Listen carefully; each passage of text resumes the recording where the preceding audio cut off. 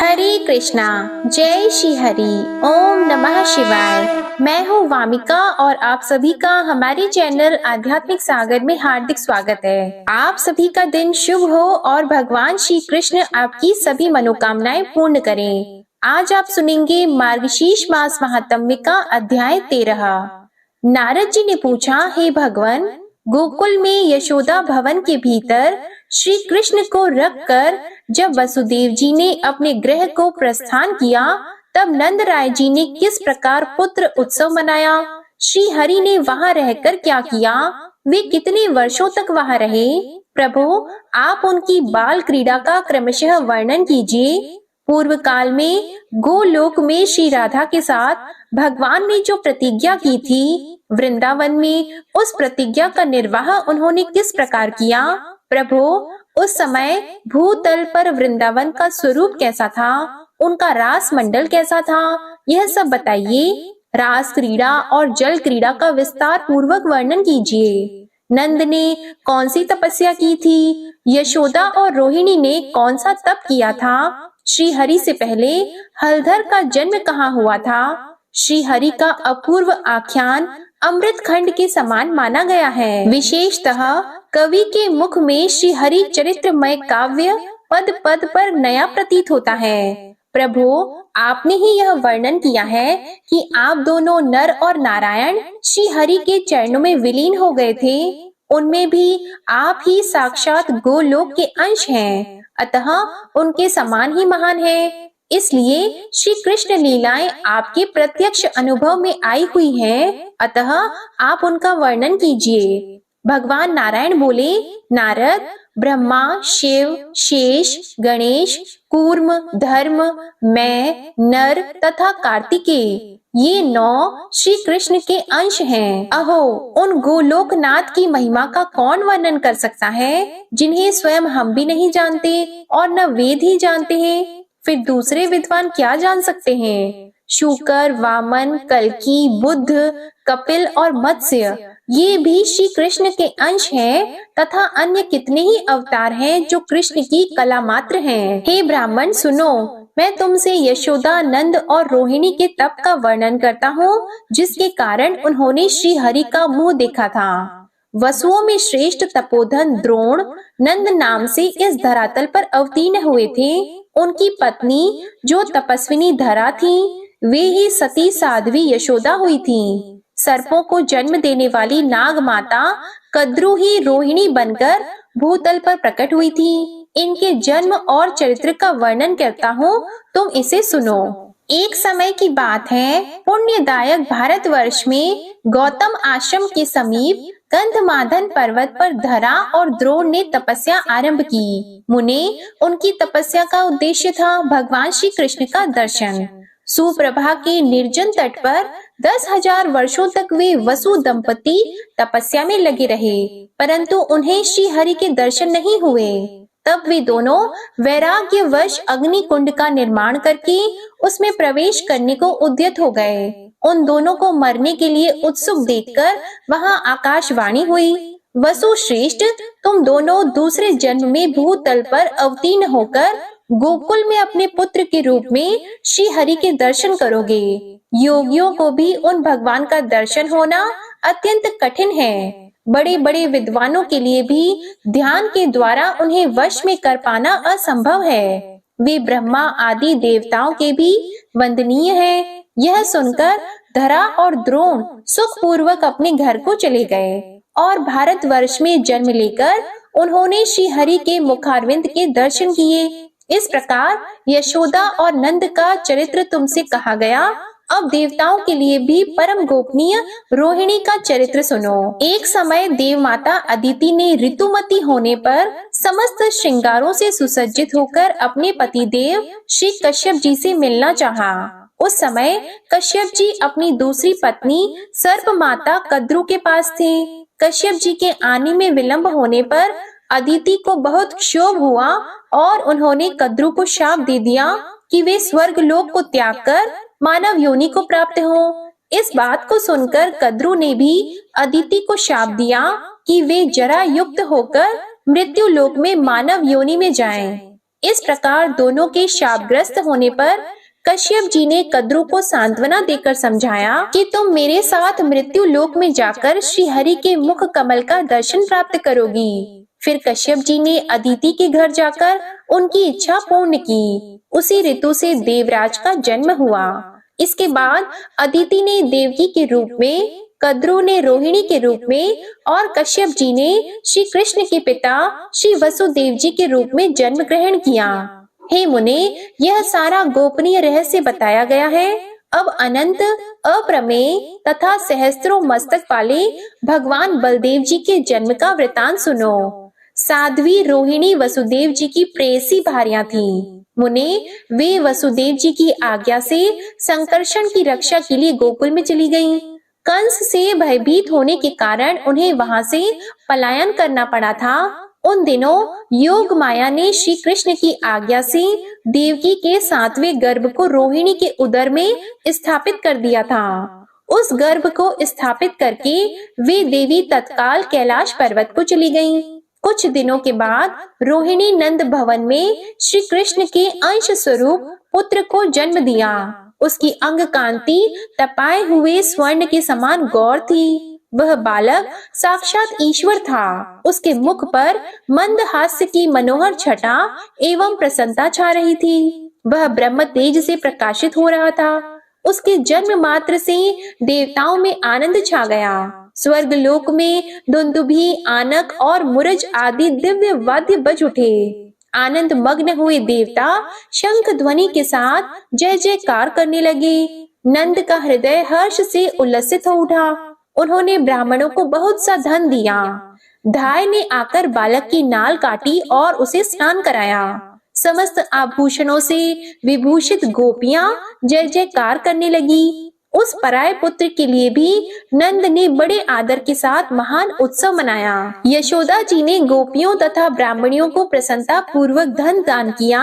नाना प्रकार के द्रव्य, सिंदूर और तेल प्रदान किया।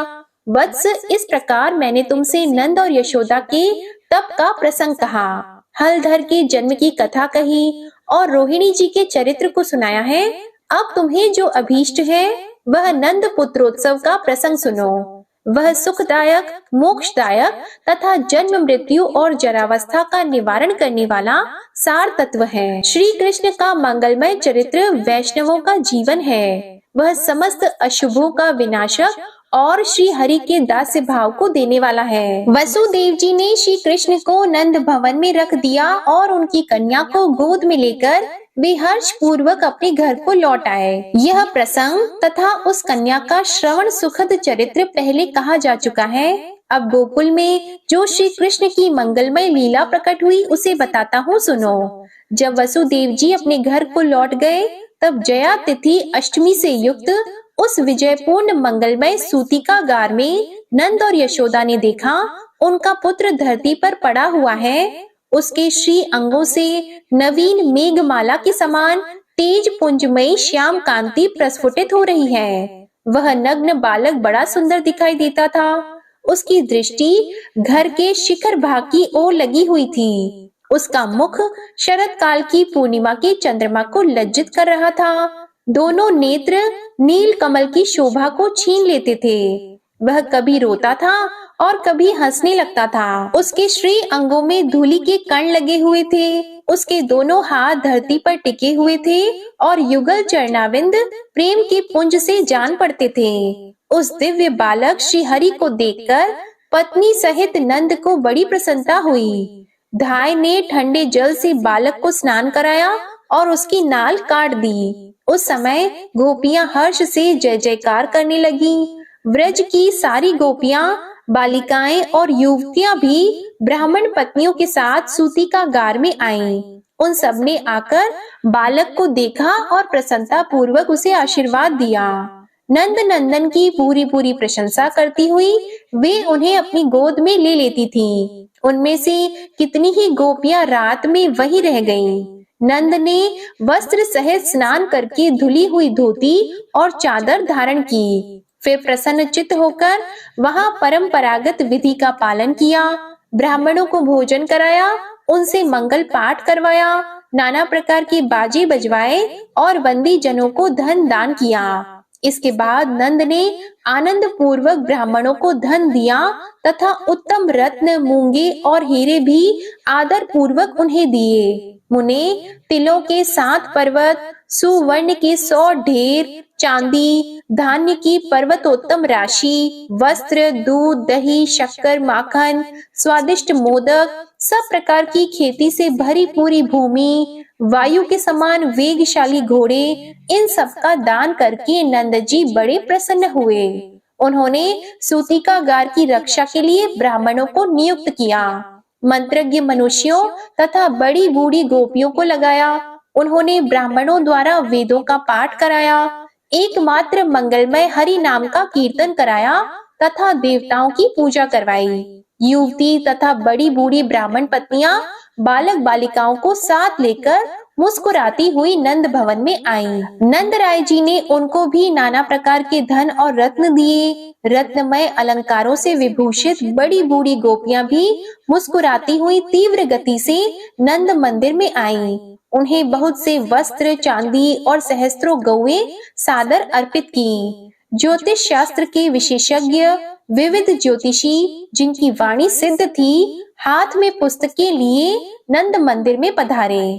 नंद जी ने उन्हें नमस्कार करके प्रसन्नता पूर्वक उनके सामने विनय प्रकट की। उन सब ने आशीर्वाद दिए और उत्तम बालक को देखा। इस प्रकार ब्रजराज नंद ने सामग्री एकत्रित करके पुत्र का उत्सव मनाया और ज्योतिषियों द्वारा शुभ अशुभ भविष्य का प्रकाशन कराया। इसके बाद वह बालक नंद भवन में शुक्ल पक्ष के चंद्रमा की भांति दिनों दिन बढ़ने लगा। श्री कृष्ण और हलधर दोनों ही माता का स्तन पान करते थे। उन्हें वहां नंद के पुत्र उत्सव में प्रसन्न हुई रोहिणी देवी ने आई हुई स्त्रियों को प्रसन्नता पूर्वक तेल, सिंदूर और तांबूल प्रदान किए। वे सब बालक के सिर पर आशीर्वाद देकर अपने अपने घर को चली गईं। केवल यशोदा, रोहिणी और नंद ये ही उस घर में हर्ष पूर्वक रहे। भगवान नारायण कहते हैं, नारद, एक दिन राजसभा में स्वर्ण सिंहासन पर बैठे हुए कंस को बड़ी मधुर आकाशवाणी सुनाई दी। ओ महामूढ़ नरेश, क्या कर रहा है? अपने कल्याण का उपाय सोच। तेरा काल धरती पर उत्पन्न हो चुका है। वसुदेव ने माया से तेरे शत्रुभूत बालक को नंद के हाथ में दे दिया और उनकी कन्या लाकर तुझे सौंप दी। यह कन्या माया का अंश है और वसुदेव के पुत्र के रूप में साक्षात श्री हरि अवतीर्ण हुए हैं। वे ही तेरे प्राण हंता हैं। इस समय गोकुल के नंद मंदिर में उनका पालन पोषण हो रहा है। देवकी का 7वां गर्भ भी स्खलित या मृत नहीं हुआ है। योग माया ने उस गर्भ को रोहिणी के उदर में स्थापित कर दिया था। उस गर्भ से शेष के अंशभूत महाबली बलदेव जी प्रकट हुए हैं। श्री कृष्ण और बलभद्र दोनों तेरे काल हैं और इस समय गोकुल के नंद भवन में पल रहे हैं। वह आकाशवाणी सुनकर राजा कंस का मस्तक झुक गया। उसे सहसा बड़ी भारी चिंता प्राप्त हुई। उसने अनमने होकर आहार को भी त्याग दिया और प्राणों से भी बढ़कर प्रेयसी बहन सती साध्वी पूतना को बुलाकर उस नीतिज्ञ नरेश ने भरी सभा में इस प्रकार कहा। कंस बोला, पूतने, मेरे कार्य की सिद्धि के लिए गोकुल के नंद मंदिर में जाओ और अपने स्तन को विष से ओतप्रोत करके शीघ्र ही नंद के नवजात शिशु के मुख में दे दो। तुम मन के समान वेग से चलने वाली माया शास्त्र में निपुण और योगिनी हो, अतः माया से मानवी रूप धारण करके तुम वहां जाओ। सुप्रतिष्ठे, तुम दुर्वासा से महामंत्र की दीक्षा लेकर सर्वत्र जाने और सब प्रकार का रूप धारण करने में समर्थ हो। नारद, ऐसा कहकर महाराज कंस उस राजसभा में चुप हो गया। इधर स्वेच्छाचारिणी पूतना कंस को प्रणाम करके वहां से चल दी। उसने परम सुंदरी नारी का रूप धारण कर लिया। उसकी अंग कांति तपाए हुए स्वर्ण के समान प्रकाशित हो रही थी। वह अनेक प्रकार के आभूषणों से विभूषित थी और मस्तक पर मालती की माला से अलंकृत केश पाश धारण किए हुए थे। उसके ललाट में कस्तूरी की बेंदी से युक्त सिंदूर की रेखा शोभा पा रही थी। पैरों में मंजीर और कटी भाग में करधनी की मधुर झनकार फैल रही थी। ब्रज में पहुंचकर पूतना ने मनोहर नंद भवन पर दृष्टिपात किया। वह दुर्लभ एवं गहरी खाइयों से घिरा हुआ था।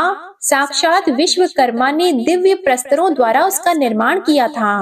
इंद्रनील, मरकत और पद्मराग मणियों से उस भव्य भवन की शोभा हो रही थी। सोने के दिव्य कलश और चित्रित शुभ शिखर उस नंद मंदिर की शोभा बढ़ाते थे। मोती, माणिक्य, पारसमणि तथा रत्न आदि वैभवों से भरे हुए उस भव्य भवन में सुवर्णमय पात्र और घट भारी संख्या में दिखाई दे रहे थे। करोड़ों गौएं उस भवन के द्वार की शोभा बढ़ा रही थीं। लाखों ऐसे गोपकिंकर वहां विद्यमान थे जिनका भरण पोषण नंद भवन से ही होता था। विभिन्न कार्यों में लगी हुई सुंदर दासियां उस भवन की शोभा बढ़ा रही थीं। सुंदरी पूतना ने अत्यंत मनोहर वेश धारण करके मंद मुस्कान की छटा बिखेरते हुए नंद मंदिर में प्रवेश किया। उसे महल में प्रवेश करती देख वहां की गोपियों ने उसका बहुत आदर किया। वे सोचने लगी, ये कमलालया लक्ष्मी अथवा साक्षात दुर्गा ही तो नहीं है, जो साक्षात श्री कृष्ण का दर्शन करने के लिए यहाँ पधारी है। गोपियां और गोपों ने उसे प्रणाम किया और कुशल समाचार पूछा। उसे बैठने के लिए सिंहासन दिया और पैर धोने के लिए जल अर्पित किया। पूतना ने भी गोप बालकों का कुशल मंगल पूछा। वह सुंदरी वहां मुस्कुराती हुई सिंहासन पर बैठ गई। उसने बड़े आदर के साथ गोपियों का दिया हुआ पाद्य जल ग्रहण किया। तब सब गोपियों ने पूछा, स्वामिनी तुम कौन हो? इस समय तुम्हारा निवास कहाँ है? तुम्हारा नाम क्या है और यहाँ पधारने का प्रयोजन क्या है? यह बताओ। उन गोपियों का यह वचन सुनकर वह भी मनोहर वाणी में बोली, मैं मथुरा की रहने वाली गोपी हूँ। इस समय एक ब्राह्मण की भार्या हूँ। मैंने संदेशवाहक के मुख से यह मंगल सूचक संवाद सुना है कि वृद्धावस्था में नंदराय जी के यहाँ महान पुत्र का जन्म हुआ है। यह सुनकर मैं उस पुत्र को देखने और उसे अभीष्ट आशीर्वाद देने के लिए यहाँ आई हूँ। अब तुम लोग नंद नंदन को यहाँ ले आओ, मैं उसे देखूंगी और आशीर्वाद देकर चली जाऊंगी। ब्राह्मणी का यह वचन सुनकर यशोदा जी का हृदय हर्ष से खिल उठा। उन्होंने बेटे से प्रणाम करवाकर उसे उस ब्राह्मणी की गोद में दे दिया। बालक को गोद में लेकर उस सती साध्वी पुण्यवती पूतना ने बारंबार उसका मुंह चूमा और सुखपूर्वक बैठकर श्री हरि के मुख में उसने अपना स्तन दे दिया। साथ ही वह बोली, गोप सुंदरी तुम्हारा यह सुंदर बालक अत्यंत अद्भुत है। यह गुणों में साक्षात भगवान नारायण के समान है। श्री कृष्ण उस विषैले स्तन को पीकर उसकी छाती पर बैठे बैठे हंसने लगे। उन्होंने उस विष मिश्रित दूध को सुधा के समान मानकर पूतना के प्राणों के साथ ही पी लिया। साध्वी पूतना ने अपने प्राणों के साथ ही बालक को त्याग दिया।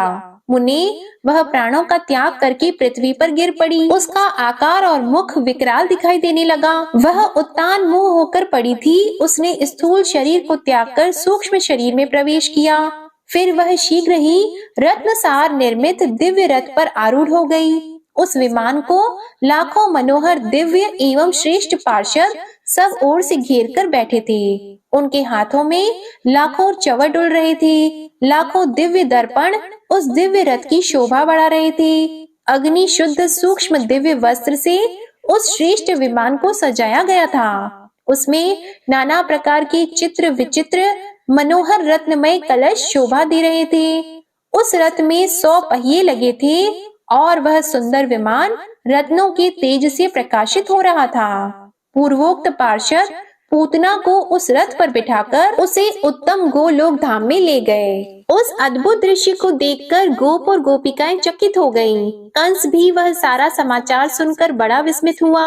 मुने यशोदा मैया बालक को गोद में उठाकर उसे स्तन पिलाने लगी। उन्होंने ब्राह्मणों के द्वारा बालक के कल्याण के लिए मंगल पाठ करवाया। नंद राय ने बड़े आनंद से पूतना की देह का दाह संस्कार किया।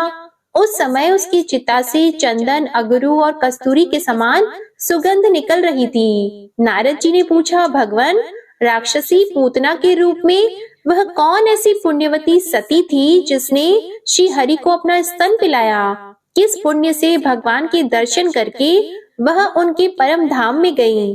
नारायण बोले, देवर्षि बलि के यज्ञ में वामन का मनोहर रूप देखकर बलि की कन्या रत्नमाला ने उनके प्रति पुत्र स्नेह प्रकट किया था।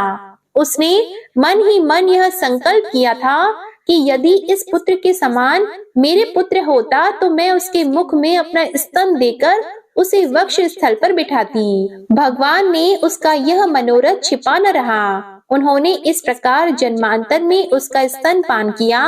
भक्तों की इच्छा पूर्ण करने वाले उन कृपा निधान ने पूतना को माता की गति प्रदान की। मुने, राक्षसी पूतना ने श्री कृष्ण को विष लिपटा हुआ स्तन देकर उस द्वेष भक्ति के द्वारा भी माता के समान गति प्राप्त कर ली। ऐसे परम दयालु भगवान श्री कृष्ण को छोड़कर मैं और किसका भजन करूं?